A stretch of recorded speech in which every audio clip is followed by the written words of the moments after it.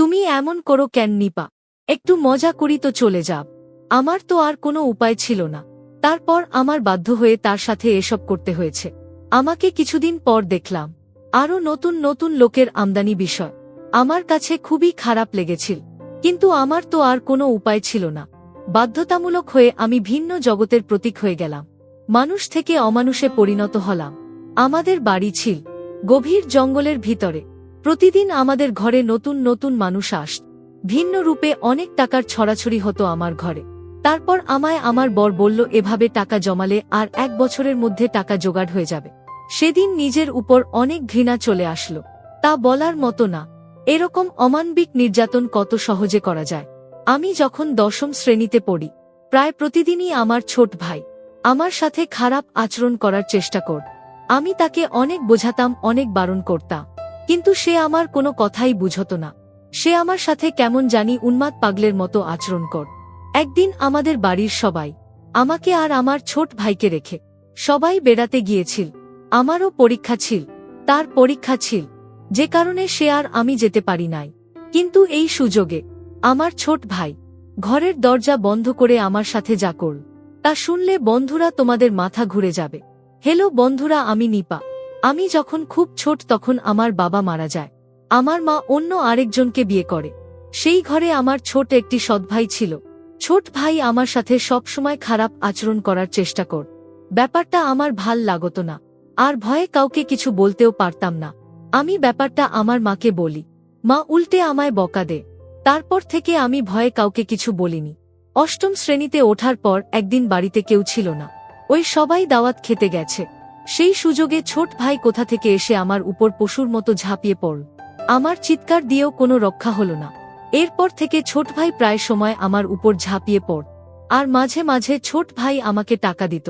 যখন আমি কলেজে উঠলাম, তখন বুঝতে পারলাম আমি কনসিভ হয়ে গেছি। যখন আমি কনসিভ করি তখন ব্যাপারটা বুঝতে পারিনি। আমি আর ব্যাপারটা আরও পরিষ্কারভাবে বুঝতে পারি ক্লাস 9-এর শারীরিক শিক্ষা বই থেকে। আমার তখন মাথা ব্যথা, বমি ভাবছিল, কিছু খেতে পারতাম না। আর ব্যাপারটা যখন বুঝতে পারে, তখন মা আমাকে জিজ্ঞেস করে, কি হয়েছে তোর? আমি কিছুই বলি না। অবশেষে মাকে ব্যাপারটা বলতে আমি বাধ্য হয়েছি।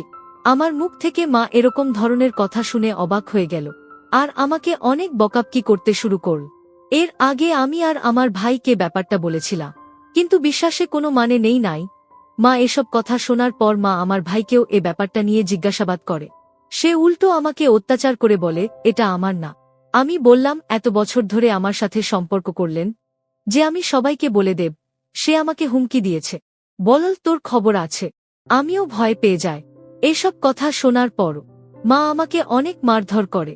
ব্যাপারটা গোপন রাখে বাবা ভাইদের কাছ থেকে, আর বলে এটা কার বাচ্চা, কার থেকে পাপ আমার ছেলের উপরে ছেড়ে দিয়েছি, আরও অনেক কথা। পরে মা বাচ্চাটা গোপনে নষ্ট করে ফেলে। তারপর আমাকে আর স্কুলে যেতে দেয় না। আমি স্কুলে যাওয়ার কথা বলে যেতে হবে না তোর স্কুলে। তারপর মা তড়িঘড়ি করে আমার বিয়ের জন্য বাবাকে বলে, বাবা তো এমনিতেই আমাকে দেখতে পারে না, তাই কোনোরকম চাইছে আমাকে বিদায় করতে, কারণ আমি তো উটকো ঝামেলা। এর মধ্যে আমার ছোট ভাই মালয়েশিয়া চলে যায়। আমি ওই সময় অনেকবার মরতে চেয়েছি, কিন্তু পারিনি। অনেক মানসিক হতাশায় ভুগেছিলাম। এরপর এক ছেলে আসে আমাদের পাশের গ্রামে। বাবা মা কোনো খোঁজ খবর না নিয়ে আমাকে বিয়ে দিয়ে দেয়। কি অদ্ভুত ব্যাপার! বিয়ের দিন আমার কপালে নাকফুল জোটেনি। আমার বাবা বলেছে, পাত্রপক্ষের কাছে আমার বাবা বলেছে, আমি তার কোন মেয়ে না, আমি তাদের বাসায় কাজের মেয়ে। তাদের বাসায় আমি থাকি। ছোটবেলা থেকেই তারা আমাকে মেয়ের মতোই দেখে, এবং এভাবেই তারা আমাকে মানুষ করেছে। আমার সৎ বাবার মুখে এরকম কথা শুনে কষ্টে আমার বুকটা ফেটে যাওয়ার মতো অবস্থা হয়েছিল।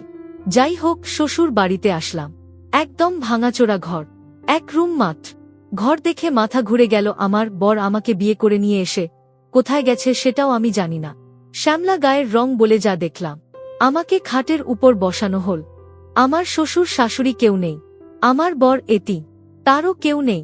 তার বাবা মা মারা যাওয়ার সময় এই বাড়িটা তাকে দিয়ে গেছে। তার যে কজন আত্মীয় স্বজন আছে, তারা আমার বরকে পরিচয় দেয় না। আমি রাতে বরের অপেক্ষা করতে করতে ঘুমিয়ে গেলাম। সেই রাতে আসলো না। সে এলো ভরে, তাও আবার মাতাল হয়। সে কোনো কিছু বলা ছাড়াই মাতাল হয়ে পাগলের মতো আমার এখানে ঝাঁপিয়ে পড়ল। আমি কাঁদতে লাগলাম। কি হলো আমার কপালে? সারা জীবনেও সুখ পেলাম না। পরের দিন ঘুম থেকে উঠে বাথরুম খুঁজতে লাগলাম। ঘরে আর কেউ ছিল না, তাই তাকেই দেখলাম। সে আমাকে খুব খারাপ ভাষায় গালি দিয়ে বল, ঘুমাতে দে। আমিও আর কিছু বলিনি। ঘরের আশেপাশে কল ছিল না, এখন অন্যের বাড়ি থেকে পানি আনতে হয়। আমি নতুন বউ, কোথায় যাব, কিছুই চিনি না। সেদিন আমার বর দেরি করে ঘুম থেকে উঠে বল, ভাত দাও। আমি ভাত দিলাম। তারপর তাকে বললাম, আচ্ছা বাথরুম কোথায়? সে আমাকে একটি জঙ্গলের ভেতরে নিয়ে গেল। একটি খোলামেলা বাথরুম। কি বল, বাড়ি থেকে অনেক দূরে জঙ্গলের মতো জায়গা। রাত বিরাতে তো আসাই যাবে না, আর বর্ষার সময় ভুলেও না। তারপর সে বাড়ি দেখা, ওখান থেকে পানি আনতে বল, আর রাস্তার পাশে মসজিদের পুকুর থেকে গোসল করতে বল। আমাকে আমার বাপের বাড়ি থেকে কেউ দেখতে আসত না। দিন যেতে লাগল, আর তার অত্যাচার বাড়তে লাগল। অহেতুক গালাগালি করা। আমাকে বিয়ের 6 দিন পরে একদিন রাতে মারতে শুরু করল। সে মদ খেয়ে মাতাল হয়ে আসছে। সে সময়টা কি জঘন্য সময় ছিল বন্ধুরা, তোমাদেরকে বলে বোঝাতে পারবো না। খুব লজ্জা লাগ। অন্যের বাড়ি থেকে পানি আনতে যেতে, তারপর পুকুরে গোসল করতে হতো। আমি 2 দিনেও গোসল করতাম না, লজ্জায়। আর এভাবে খোলামেলা পরিবেশে আমার গোসল করে তো অভ্যাস নেই। আর রাতের বেলায় বাথরুমে যেতাম না। বাথরুমে না যাওয়ার জন্য একদম কম খেতাম। আর তার তো কোনো খবরই থাকত না। সে ঠিকমতো কাজও করত না। একদিন বাজার আনলে 10 দিন আনত না। বিয়ের 1 মাস পর আমাদের বাড়ি যাই। গিয়ে মাকে জড়িয়ে ধরে কান্না করি। আর মা আমাকে বল, এত ঝাং করতে হবে না, অনেক ঢল করেছ বাড়িতে। একদিন থাকার পর বাবা বলল, কি রে যাবি না? বিয়ে দিয়ে দিয়েছি, এখানে কি? শ্বশুর বাড়ি যা। তাদেরকে আমি সবকিছু খুলে বলার পরেও তারা আমাকে কোনোভাবেই বিশ্বাস করতে পারছে না, আর আমাকে বিভিন্নভাবে তিরস্কার করতে শুরু করল। তারপর আমার হঠাৎ বলে উঠল, বিয়ে দিয়েছি, এটাই অনেক। তারপর মাকে বললাম, মা, ওমা, আমি তো তোমার মেয়ে, কেন আমার সাথে এমন করলে তুমি? মা বল, পেট বাঁধানোর সময় মনে ছিল না। আমি এটা বলতে পারলাম না যে বাহিরের মানুষ না, ঘরের মানুষই এই কাজ করেছে। এরপরও সব মেনে নিলাম, আর নিজেই যুদ্ধ শুরু করলাম। শ্বশুর বাড়িতে এলাম, মনোবল আরও শক্ত করলাম। এখানে আমাকে থাকতে হবে। কিন্তু বর প্রতি রাতে মদ খেয়ে মাতাল হয়ে আসত। বিয়ের 1 মাস পর চালের কথা বললাম। ঘরের চাল ডাল কিছু ছিল না। চালের কথা বলার সাথে সাথে মার, বলতো কাজ করে থাক। আমি বিয়ের 1 মাস পর থেকেই মানুষের বাড়িতে কাজ করতাম। তারা যা দিত, চাল ডাল, তাই খেতাম। আমার মা আমার একবারও খোঁজ নেয়নি। মানুষের ধান ছাড়া বাড়ি ঘর মুছে এক কথায় দাসীর কাজ করতাম। আর এতে তারা যা দিত তাই খেতাম, কারণ আমার স্বামী বাজার করত না, আর সে কাজও করত না। বিয়ের সময় আমাকে আমার বাপের বাড়ি থেকে 1 জোড়া কানের দুল আর চেইন দেয়। একদিন সন্ধ্যাবেলায় এসে বলে, তোমার চেনটা দাওত। সাধারণত সে সন্ধ্যাবেলায় কখনো বাড়ি আসে না। আমি সরল বিশ্বাসে তাকে চেনটা দিয়ে দিলাম, কারণ সে তো আমার স্বামী, আর এই দুনিয়াতে সে ছাড়া আমার কেউ নাই। তাকে বিশ্বাস না করে তো আমার উপায়ও নাই। সে যখন মাতাল হয়ে বাড়ি ফিরে, আমি তাকে কিছু বললাম না। সকালে চেনের কথা জিজ্ঞেস করতেই আমাকে বলে, তোর বাড়ি থেকে আমাকে 10,000 টাকা ছাড়া আর কি দিয়েছে? আমিও মার খেয়ে পড়ে রইলাম। কি বলবো, কিছু বলার শক্তি এবং সাহস কোনোটাই আমার ছিল না। আর প্রায় সে আমাকে যৌতুকের জন্য নির্যাতন করত। না পারতাম বাঁচতে, আর না পারতাম মরতে। মানুষের বাড়িতে সারাদিন কাজ করার পরে ঘরে এসে আমাকে কাজ করতে হতো। রান্নার জন্য লাকড়ি আর পাতাটাও আমাকে খুঁজে আনতে হতো। সে একদিন কাজে গেলে 10 দিন যেত না, আর মদ খেয়ে থাকার সব শেষ করে ফেলতে। আমি আমার কানের দুল জোড়া লুকিয়ে রাখলাম। এরপর একদিন রাতে সে বন্ধুকে নিয়ে আসে, সাথে তারা খাওয়ার জন্য কত কি আনে। আমিও খেললাম, আমার খুব মজা লাগ। কিন্তু এর কিছুক্ষণ পরেই আমার খুব ঘুম আসল। ঘুম থেকে উঠে অনুভব করলাম আমার শরীরে খুব ব্যথার জন্য উঠতেও পারছিলাম না। আর সেদিন কাজেও গেলাম না। মানুষের বাড়ি থেকে খাবার পানি আনতে গেলে তারা অনেক রকম কথা বলত। অনেক সময় কলে তালা মেরে দিত, তারপর নানা রকম কটু কথা বল। আর সবাই আমাকে নিয়ে অনেক আফসোস করতে। সবাই আমাকে নিয়ে আফসোস করত আর বল, কি সুন্দর মেয়ে, অথচ মদখোর গাঁজাখোরের সাথে বিয়ে হয়েছে। মেয়েটার দুর্ভাগ্য বটে। আমার বরকে এলাকার সকলেরই মনের মতো ঘরমুদি বলে ডাকত। আমার বরের নাম ছিল বাতেন, কিন্তু কেউ তাকে বাতেন বলে ডাকত না। সবাই তাকে মদখোর বাতি বলে ডাকত। এলাকার সবাই তাকে প্রধানমন্ত্রী হিসেবে চিনে। যাই হোক বন্ধুরা, সেই দিন রাতে তার বন্ধুকে নিয়ে আসার পর আমি জানি না আমার সাথে কি হয়েছিল, কিন্তু আমার শরীরের সকালে ঘুম থেকে উঠে প্রচুর ব্যথা হয়েছিল। মনে হয়েছিল আমার সাথে ভিন্ন রকম কিছু হয়েছে। তারপর থেকে প্রায় সময় আমার বরের সেই বন্ধুটা আর সে যেদিন আসত সেদিন আমার খুব ঘুম আসত। তো একদিন সন্ধ্যাবেলায় আমার বরের বন্ধুরা আমার ঘরে আসে, আমাকে খুব খারাপ আচরণ করার চেষ্টা করে। সেটা আমি আবার আমার বরকে বলি। তখন বরের বন্ধু আমায় উত্তর দেয়, প্রতিদিন তো আমি তোমার সাথে এসব করি, তুমি আর কি বুঝতে পারো না, কারণ তুমি ঘুমের মধ্যে থাক, তখন সমস্যা হয় না। আমি আমার বরের বন্ধুর মুখ থেকে এসব কথা শুনে খুব ঘাবড়ে গেলাম, আর বললাম এসবের মানে কি, আপনি এসব কি বলছেন? তারপর বরের বন্ধু আমার বরের সামনে খুব বাজে, খুব নোংরা আচরণ করার চেষ্টা করছে। আমার বর এসব কিছু দেখার পরেও তাকে কিছু বলছে না। তখন আমার চোখ দিয়ে আপনা আপনি জল বেরিয়ে আসছে। তারপরেও আমার স্বামীকে আমি বললাম, দেখো এই লোকটা তোমার সামনে আমাকে আমার সাথে কি রকম নোংরা আচরণ করার চেষ্টা করছে, তুমি কিছু বলো। আমি কাঁদলে আমাকে অনেক মারে, আর বলে সে এমনই এমনই আমায় স্পর্শ করে না, তার জন্য নাকি আমাকে টাকা দেয়। এরপর থেকে বন্ধুটি প্রায় আসত। আমি কোনো রকম প্রতিবাদ করলে আমার স্বামী আমার কোনো কথাই শুনল না, বরং উল্টো আমাকে মারধর করতে শুরু কর। তারপর হঠাৎ আমার বরের বন্ধুর মুখ থেকে কথাগুলো বেরিয়ে আসলো, আমাকে বল, সুন্দরী মা, তোমার বর প্রতিদিন তোমাকে টাকার জন্য মারধর করত, তোমার বর মদ খাওয়ার জন্য টাকা পেত না, আর এজন্য আমি তোমার বরকে প্রতিদিন টাকা দিতাম, কিন্তু তোমার বর আমার টাকা পরিশোধ করতে পারত না বিধায় তোমাকে দিয়ে আমি তা উসুল নিতাম। আর সবচেয়ে বড় কথা হলো নিপা, তোমাকে দেখে আমার খুব মায়া লাগত, তো এই জন্যই তোমার বরকে আমি টাকা দিতাম, বিনিময়ে তোমার কাছ থেকে আমি একটু সুযোগ সুবিধা নেওয়ার আশা। তুমি এমন করো কেন নিপা? একটু মজা করি তো চলে যা। আমার তো আর কোনো উপায় ছিল না, তারপর আমার বাধ্য হয়ে তার সাথে এসব করতে হয়েছে। আমাকে কিছুদিন পর দেখলাম আরও নতুন নতুন লোকের আমদানি বিষয়। আমার কাছে খুবই খারাপ লেগেছিল, কিন্তু আমার তো আর কোনো উপায় ছিল না। বাধ্যতামূলক হয়ে আমি ভিন্ন জগতের প্রতীক হয়ে গেলাম, মানুষ থেকে অমানুষে পরিণত হলাম। আমাদের বাড়ি ছিল গভীর জঙ্গলের ভিতরে।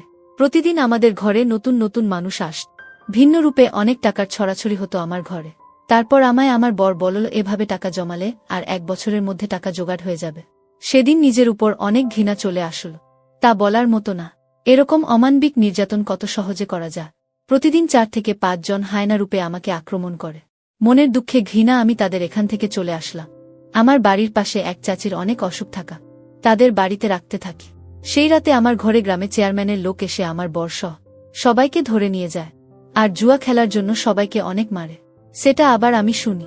চেয়ারম্যানের লোকেরা যখন তাকে ধরে নিয়ে যায় আর মারে, তখন আমি চেয়ারম্যানের কাছে ছুটে যায়। চেয়ারম্যান টাকা চায় আমার কাছে, আমার বরের বন্ধুদের ছেড়ে দেয়, কারণ ওরা চেয়ারম্যানকে টাকা দিয়ে দেয়। আমার কাছে 5,000 চাইল, কিন্তু আমার কাছে তো এত টাকা নাই। এরপর আমার কানের দুল বেচে টাকা দিয়ে তাকে ছাড়ায়, কারণ 1000 হলেও হলে তো আমার স্বামী, সে ছাড়া তো আমার এই জগতে আর কেউ নেই। মার খাওয়ার পর সে বেশ কিছুদিন অসুস্থ ছিল। ভাল হওয়ার পর চেয়ারম্যান খবর পাঠায়, বলে তোর বুকে কিছুদিন আমাদের কাছে পাঠা, তোকে টাকা দেব। এরপর আমার বর আমাকে চেয়ারম্যানের কাছে পাঠায়। খুব লজ্জার বিষয়, চেয়ারম্যানের কাছে 2 দিন ছিলাম। এরপর ওখান থেকে এসে বলে, তোর সাথে আর সংসার করব না। একই কথা বলে আমি রাগে ক্রোধে বাপের বাড়ি চলে আসলাম। তাই 2 বছর পর বাপের বাড়ি যায়। যাওয়ার সময় খালি হাতে যাই, টাকা ছিল না, নাস্তা পানি কোথা থেকে নেব। এরপর মা আমাকে দেখে এক প্রকার তীরে আসলো। কিছু বললাম না, গিয়ে দেখি ওমা আমার বড় ভাই বিয়ে করেছে, তার বউ আবার গর্ভবতী। সে আমার মাকে জিজ্ঞেস করছে, মা ওকে তো আমার মা উত্তর দেয়, আমাদের ঘরে কাজ কর। মা আমাকে নিজের মেয়ে বলে পরিচয় দেননি। এরপর মা আমাকে বলে, দুপুরে খেয়ে যাবি নাকি? এখনই যাবি? আমি আর কিছু বলিনি, শ্বশুরবাড়ি চলে আসি।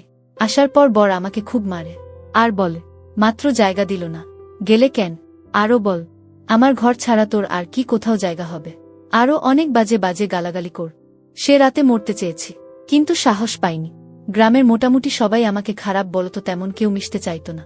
আর এদিকে আমার বর বাড়ি বন্ধক দিয়ে জমিদারের কাছ থেকে টাকা এনেছিল।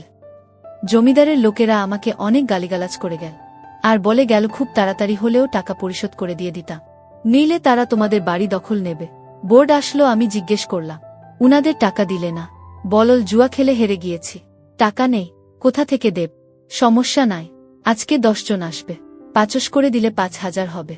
তুই শুধু 2 দিন একটু কষ্ট করবি, তাদেরকে একটু ভালো করে খুশি করবি। বিশ্বাস করো বন্ধুরা, সে রাতে অমানবিক নির্যাতনের শিকার হয়েছি। আমার শরীর অসুস্থ হয়ে পড়ে। আমার বর মানুষটা আমার অসুস্থতা দেখেও রাতে, পরের দিন রাতে আরও 3 জন আন। তারা কোনো কিছুই মানল না। অনেক কেঁদেছি, চিৎকার করেছি, উল্টে অনেকগুলো মার খেতে হলো। আমার বর মাতাল, সে কি বুঝবে? তারপর আর জানি না, নিজেকে হাসপাতালে দেখতে পেলাম। এক আয়া বল, আমাকে নাকি ভোর 4টা বাজে হাসপাতালে এনেছে। অজ্ঞান অবস্থায় আমার বর আসলো। আমি তখনও কথা বলতে পারছিলাম না। সে আমায় বল, নাটক করে উল্টো কত টাকা খরচ করছিস। আমি কেঁদে দিলাম, আর বললাম, তোর বিচার সৃষ্টিকর্তা করবে। একদিন তুই আমার জন্য পাগলের মতো রাস্তায় রাস্তায় ঘুরি, বিকেলের দিকে অবস্থা আরও অনেক খারাপ হয়ে যা। তারপর তার বর এবং বরের কয়েকজন বন্ধু মিলে আমাকে এমার্জেন্সি ভাবে ঢাকা মেডিকেলে পাঠায়। ঢাকা মেডিকেলে ভর্তি করে। আমার বর এবং তার বন্ধুরা সবাই লাফাতে হয়ে যায়। এই খবরটা আমার মা পেল। আমার মা এসে আমাকে একনজর দেখে চলে গেল। আমার অবস্থা একটু উন্নতির দিকে ছিল ঢাকা মেডিকেলে, আর এদিকে আমার বর এবং বরের বন্ধুরা ভেবেছিল যে হয়তো আমি মারা যাব, যে কারণে আমার বর এবং বরের বন্ধুরা আর আমার সাথে কখনো দেখা করেনি এবং তারা সকলেই পালিয়েছিল। আর এদিকে আমার মা ও যে একবার দেখা করে এসেছিল আর আমার কোনো খোঁজ খবরই নেয়নি। এভাবে ঢাকা মেডিকেল দীর্ঘ 1 মাস থাকার পর আমি আস্তে আস্তে একটু সুস্থ হতে শুরু করলাম। সৃষ্টিকর্তার এক বিশেষ কৃপায় আমি আস্তে আস্তে পরিপূর্ণ সুস্থ হয়ে উঠলাম। সুস্থ হয়ে নিজেকে নিজের পায়ে দাঁড়ানোর চেষ্টা করলাম। নতুন করে জীবনটা সাজানোর চেষ্টা করলাম।